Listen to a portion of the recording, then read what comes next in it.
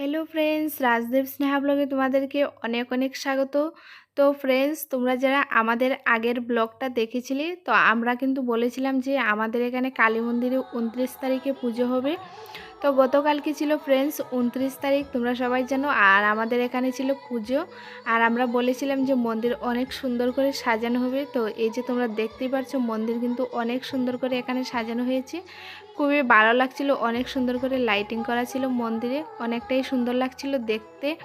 এই যে তোমরা দেখতেই পাচ্ছ, আর আমাদের বাড়ির পাশেই মন্দির, আর বাড়ি থেকে বেরোলেই আমরা মন্দির দেখতে পাই, আমাদেরও কিন্তু অনেকটাই ভালো লাগে।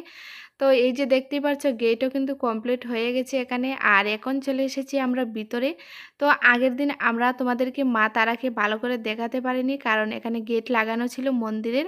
আর আজকে কিন্তু পুজো, তাই এই মন্দিরের গেটও কিন্তু খোলা। আর এই যে দেখতেই পাচ্ছ মাকে, অনেক সুন্দর কিন্তু এখানে মায়ের রূপ, আর অনেকটাই বয়ও করে মার দিকে তাকালে তোমরা দেখতেই পাচ্ছ। আর তারপর আমার হাজবেন্ডের দেখা হয়েছিল ওর এক বন্ধুর সাথে। আরও এখানে কি বলছে তোমরাই শুনে নাও। না বন্ধু, ঠিক আছে 100 বার বন্ধু এবার প্রথম আইছে আমরা পূজার বাড়ি কিনারও তাকেও বন্ধু আইতো পারে না, সময় নাই, বন্ধু ব্যস্ত।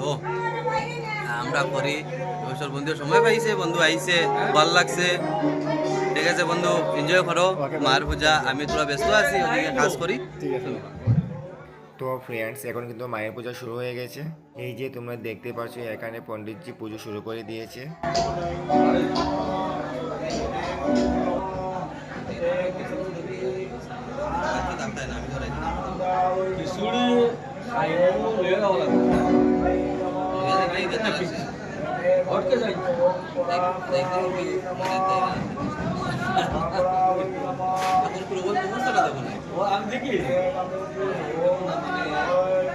তো ফ্রেন্ডস, তারপর পুজো শেষ হওয়ার পর এখানে আমি মাকে প্রণাম করছিলাম, তোমরা দেখতেই পারছো। তো চলো এখন তোমাদেরকে দেখিয়ে দেবো, আমাদের এখানে খুব সুন্দর করে স্টেজে প্রোগ্রাম চলছে, আর স্টেজের মধ্যে খুব সুন্দর গান চলছে। তো চলো তোমাদেরকে দেখাই, তোমরা দেখতে থাকো।